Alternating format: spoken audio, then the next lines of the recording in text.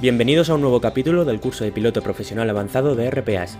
En este módulo titulado Conocimiento de la aeronave, hablaremos de los tipos de diseños del dron, categorías y características propias, así como de los elementos y sistemas principales que componen tanto la aeronave como la unidad de control. Es decir, todo lo que viene siendo clasificaciones de RPAs, aeronavegabilidad y registro, propiedades de los materiales, baterías, grupo motopropulsor, equipos de a bordo, sistemas de control de RPA, instrumentos de la estación de control y sistemas de seguridad. Tranquilos si algunas palabras os suenan un poco raras ahora porque las iremos viendo una a una. Para comenzar, comentaremos que un RPA es un subconjunto de vehículos aéreos no tripulados, o también conocidos por sus siglas en inglés por UAV.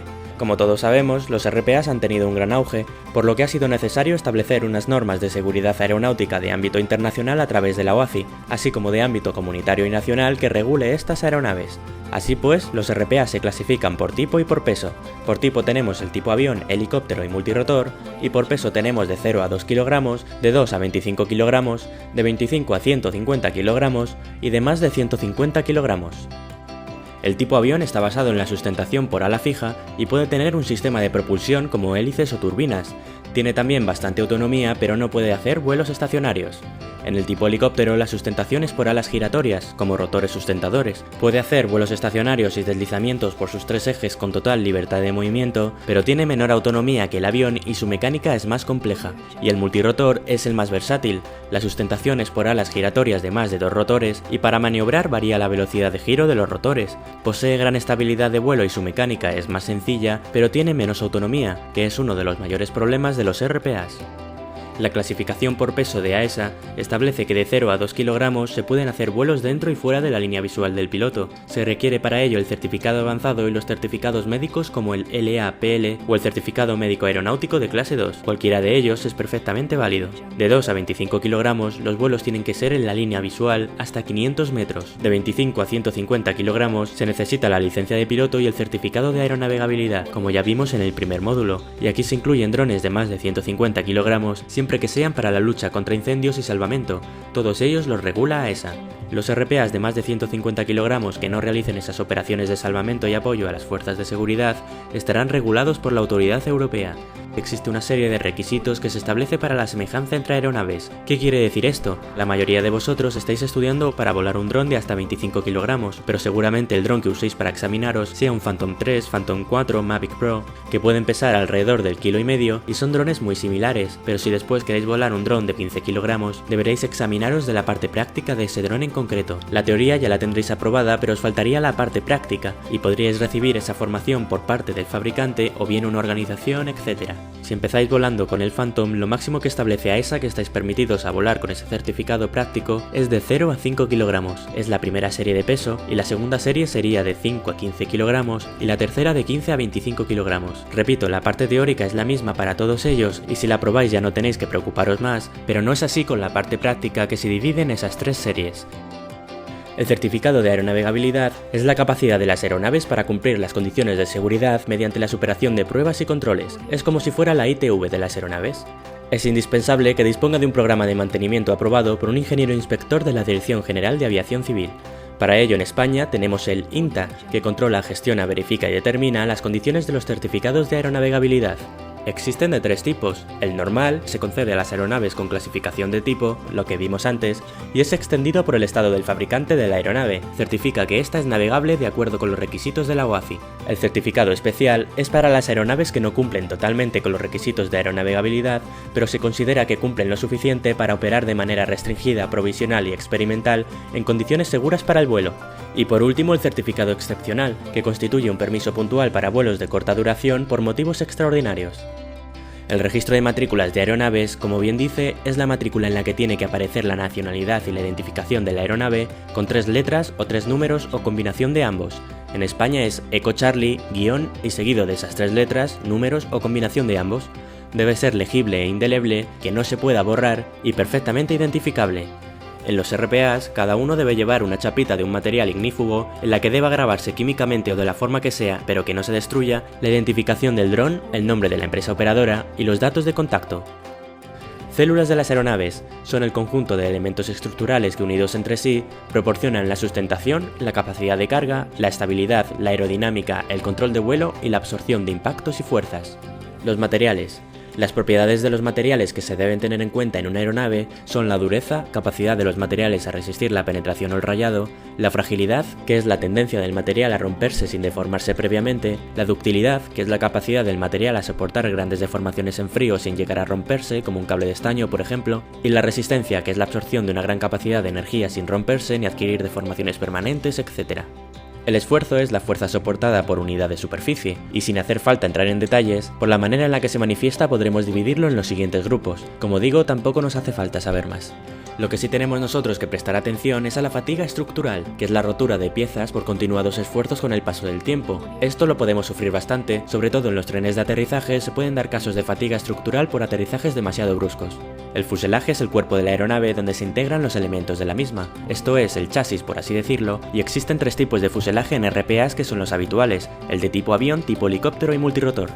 Pasamos al mundo de las baterías. Es un mundo en el que hay que prestar mucha atención porque conlleva muchos riesgos a tener en cuenta. Si no cuidamos bien las baterías o estamos usando muchas, pueden llegar a arder, y si arden y el aparato cae en una zona donde hay pastos secos o cosas así, podemos provocar un incendio. Por eso es importante que seamos conscientes de las baterías y el uso que les estamos dando para poder minimizar los riesgos lo máximo posible, la seguridad ante todo. Las baterías suministran la energía eléctrica a todo el conjunto de equipos, la corriente de salida es continua y la mayoría de drones utilizan baterías recargables. Las variantes más importantes de las baterías recargables son voltaje, capacidad y velocidad de carga y descarga. Los tipos de baterías son níquel-cadmio y de níquel-metal hidruro, que son las que tienen efecto memoria. El efecto memoria es la cristalización en el interior de las baterías por realizar cargas en baterías de níquel sin haberlas descargado por completo. Como consecuencia no se pueden volver a cargar a máxima capacidad durante el resto de su vida útil, y para acabar están las baterías de litio y las de lipo, que son las más utilizadas. Las baterías de níquel-cadmio son las más antiguas, están compuestas por celdas de 1,2 voltios y los inconvenientes son muy contaminantes, sufren efecto memoria e intolerancia a cargas rápidas. Las baterías de níquel-metal hidruro tienen una mayor capacidad de carga respecto a níquel-cadmio y menos efecto memoria y acepta cargas rápidas, su inconveniente es que se acorta su vida útil. Las baterías de iones de litio tienen doble capacidad de carga que níquel-cadmio con celdas de 3,7 voltios, no poseen efecto memoria y tienen baja descarga de almacenamiento. Inconvenientes: en caso de perforación pueden provocar una reacción exotérmica y provocar fuego o una explosión. Y las de polímero de litio, más modernas y conocidas como lipo, tienen poco peso y una amplia variedad de formas, más capacidad que níquel-cadmio y níquel-metal hidruro, pero con carga más lenta. El voltaje de cada celda es de 3,7 voltios, no tienen efecto memoria y su inconveniente es que tienen la misma reacción exotérmica en el caso de perforación que las de ion litio. Grupo motopropulsor. Incluye motores, hélices o rotores que producen la tracción o empuje del RPA. Los tipos de motores que nos podemos encontrar son los de explosión, que pueden ser de 2 tiempos o 4 tiempos, pero nunca de 3 tiempos, motores a reacción y luego los motores eléctricos, que son los más comunes en drones. Estos últimos se dividen en brushless, sin escobillas, y los brushed, con escobillas. Los que vamos a encontrar prácticamente en todos los drones son los brushless.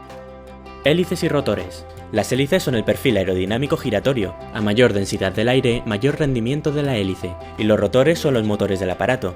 Tanto las hélices como los motores comparten tres conceptos en común: el factor P, que es el provocado por la tercera ley de Newton, en la que siempre que se ejerce una fuerza resulta otra fuerza igual pero en sentido contrario. Esto se corrige en el RPA poniendo hélices contrarrotatorias que giren en sentido inverso de las otras para evitar que la aeronave gire sin control. Luego tenemos el ángulo de ataque y el paso de la hélice. Tanto las hélices como los motores controlan la altitud de vuelo en alabeo, cabeceo y guiñada.